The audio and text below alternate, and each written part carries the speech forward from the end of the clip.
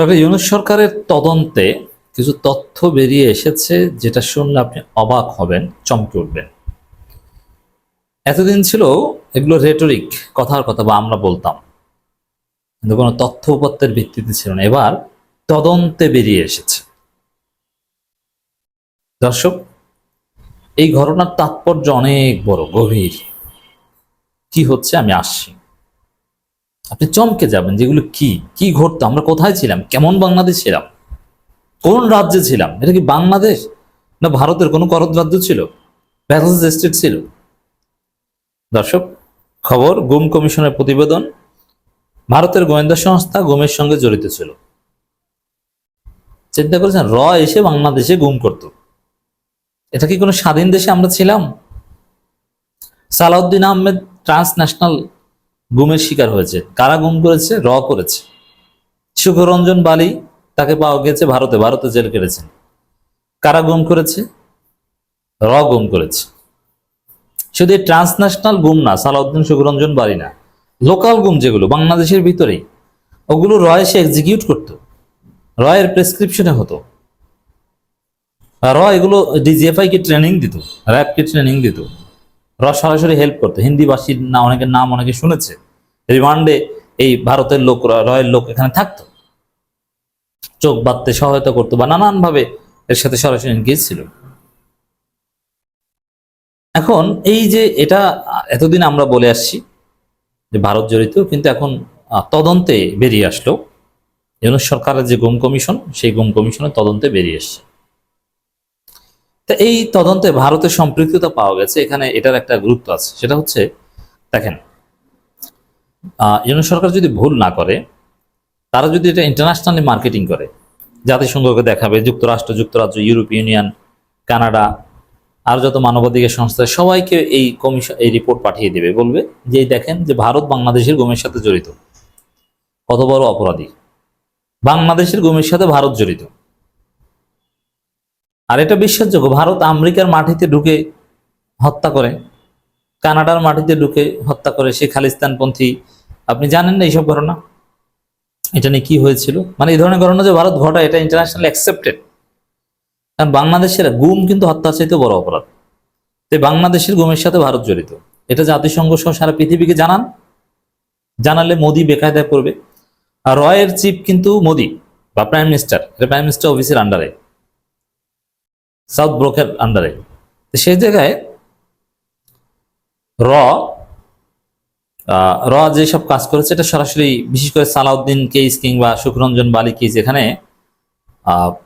তৎকালীন prime minister যিনি থাকেন না কেন, তার সাইন লাগতো, অর্থাৎ তিনি জড়িত। তো ইউনূস সরকার চাইলে এটাকে ডিপ্লোম্যাটিক্যালি ইউজ করে মোদিকে একটা কঠিন পরিস্থিতি ফেলতে পারেন। কারণ ভারত সরাসরি গুমের সাথে জড়িত, এটা ইন্টারন্যাশনাল এস্টাবলিশড হলে তার আন্তর্জাতিক বিভিন্ন ফোরামে বেকায়দায় পড়বে।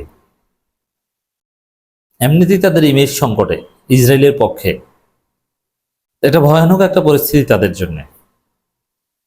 এটাকে কেন্দ্র করে ইউনূস চাইলে মোদির সাথে নানান বিষয়ে ট্রেড অফ করতে পারে। কিভাবে? এরকম একটা আলোচনা হতে পারে এবং মোদি এতে রাজি হবে যে হাসিনাকে ফেরত দাও, আওয়ামী লীগের লোকজনকে পুশব্যাক করো, ধরে ধরে ফেরত দাও, নইলে কিন্তু আমরা যে কেস ফাইল করব, সেখানে কিন্তু তোমাকে আসামি করব, মোদিকে বা ভারতের বড় বড় নেতাদের আসামি করব। আর ভারতের নেতা আসামি করলে ধরা পড়বে নিশ্চিত, প্রমাণিত হবে, রায় হবে যে ভারতের অমুকে জড়িত, তার এই রায়। এটা নিয়ে যদি ইন্টারন্যাশনাল ক্রিমিনাল কোর্টে যায়, তখন ব্যাপক বেকায়দায় পড়বে। তখন এটা এইসব ঝামেলা থেকে বাঁচার জন্য দুইটা কেসে ভারত ধরা পড়বে নিশ্চিত। একটা হচ্ছে এই যে এই গুম কমিশনের রিপোর্টে তাদের প্রমাণ পাওয়া গেছে, এখন এটা নিয়ে কেস করলেই হয়। আরেকটা হচ্ছে আমাদের পিলখানা ট্র্যাজেডি, সেনাবাহিনী হত্যাকাণ্ডের যে ঘটনা, বিডিআর বিদ্রোহ, ওখানেও ভারত জড়িত। ওখানে ওটার প্রতিবেদন আসতেছে।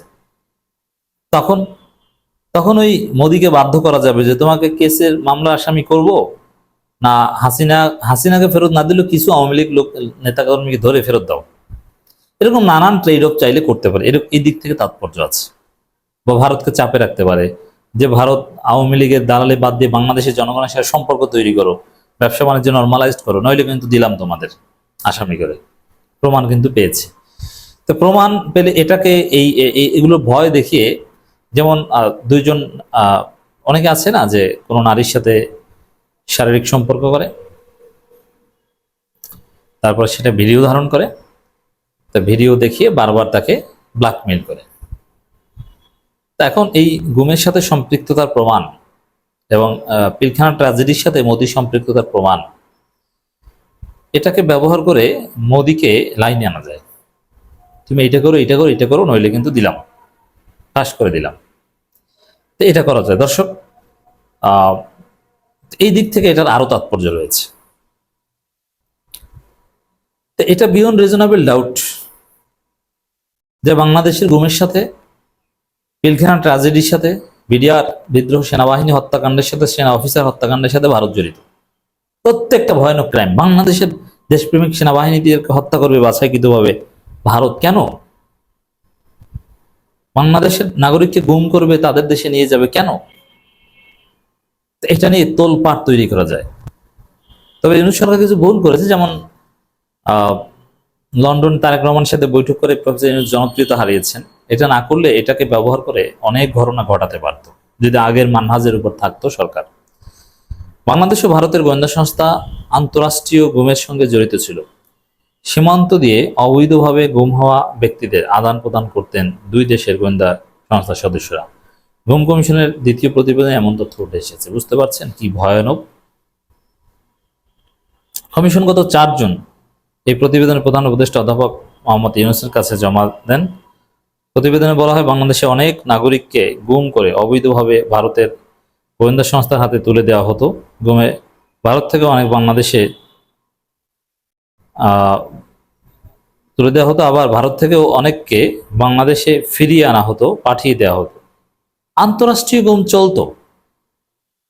দুই দেশের গোয়েন্দা সংস্থার সদস্যদের চাওয়া ও প্রয়োজন অনুযায়ী গুম করে অবৈধভাবে সীমান্ত দিয়ে আদান প্রদান করা হতো। এই কর্মকাণ্ডে কমিশন আন্তঃরাষ্ট্রীয় গুম প্রক্রিয়া হিসেবে অভিহিত করেছে। তো এটা নিয়ে বিশ্ব পরিমণ্ডলে যদি ইউনূস সরকার যায়, মোদি বিশাল বিপদে পড়বেন। এবং এটাকে ব্যবহার করেই ইউনূস মোদিকে অনেক কিছু করতে বাধ্য করতে পারেন। প্রতিবেদনে অন্তত 5 জন গুম হওয়া ভুক্তভোগী ব্যক্তির জবানবন্দি নিয়েছে কমিশন, যারা গুমের পর ভারতে পাচার ও নির্যাতনের শিকার হয়েছিলেন। প্রতিবেদনে বলা হয়, এমন অনেক এরকম আরো অনেক ঘটনা আছে যেগুলো আবিষ্কার করা সম্ভব হয়নি। সন্দেহভাজন এক ব্যক্তি প্রথমে ভারতের কর্তৃপক্ষের হাতে আটক হন। পরে বাংলাদেশের ডিজিএফআই ভারতীয় গোয়েন্দা সংস্থার কাছে প্রস্তাব পাঠায় যাতে আটক ব্যক্তিকে জিজ্ঞাসাবাদ শেষে বাংলাদেশে ফেরত পাঠানো হয়। প্রতিবেদন আরো বলা হয়, কোনো আদালতের অনুমতি বা নথিভুক্ত মামলা ভিত্তি ছাড়াই বিচার বহির্ভূতভাবেই পুরো প্রক্রিয়া হয়। রাষ্ট্রীয় নিরাপত্তার নামে এসব কর্মকাণ্ড পরিচালনা হলেও ব্যক্তি অধিকার ও মানবাধিকার চরমভাবে লঙ্ঘিত হয়েছে। একাধিক ঘটনা ঘেটে দেখা গেছে, ভারত থেকে ফেরত পাঠানো ব্যক্তিদের আবার ডিজিএফআই ও র্যাবের হেফাজতে নিয়ে জিজ্ঞাসাবাদে নির্যাতন করা হয়েছে। কাউকে কাউকে আবারও নিখোঁজ করে ফেলা হয়েছে, যার কোনো খোঁজ পরিবারের কাছে নেই। কেউ মানে মেরে ফেলা হয়েছে। ভারতের গোয়েন্দা সংস্থার চাওয়া অনুযায়ী আবার অনেককে গুম করে ভারতে পাঠিয়েছে বাংলাদেশি গোয়েন্দা সংস্থার সদস্যরা। মানে ভারত চেয়েছে যে অমুকে অমুকে গুম করে এনে দাও। চিন্তা করেছেন আমরা কোন দেশে থাকতাম? ভারত যাকে চায় তাকে ধরে নিতে পারে। অতএব আমরা ভারতের বিরুদ্ধে যারা বলতাম, আমরা কতটা ঝুঁকিতে ছিলাম ক্লিয়ার। প্রতিবেদনে একজন বন্দির অভিজ্ঞতা তুলে ধরা হয়েছে। আমাকে চোখ বেঁধে ভারতের গাড়িতে করে নিয়ে যাওয়া হয়, পরে আবার বাংলাদেশে এনে জিজ্ঞাসাবাদ করা হয়। আমাকে বলা হয়, তুমি মরো, তুমি বাঁচো, আমরা ঠিক করব।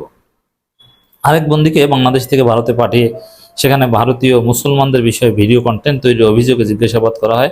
পরে তাকে ফিরিয়ে এনে র্যাবের হেফাজতে রাখা হয়।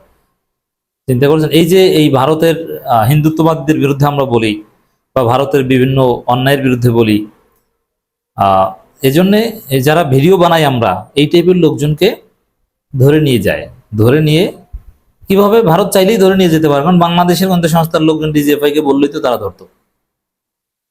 তা আমরা কি বাংলাদেশে ছিলাম না ভারতে ছিলাম? ভারত বাংলাদেশের নাগরিকদের গুম করতো ইচ্ছা করলেই, তালিকা করে ভিডিও বানালেও। কোন দেশে ছিলাম আমরা? চমকে ওঠার মতো ঘটনা না? অবাক হওয়ার মতো ঘটনা না? কতটা অনিরাপদ ছিলাম আমরা। তা 5 আগস্টে আমরা প্রকৃত অর্থে নতুনভাবে স্বাধীন হয়েছি ক্লিয়ার।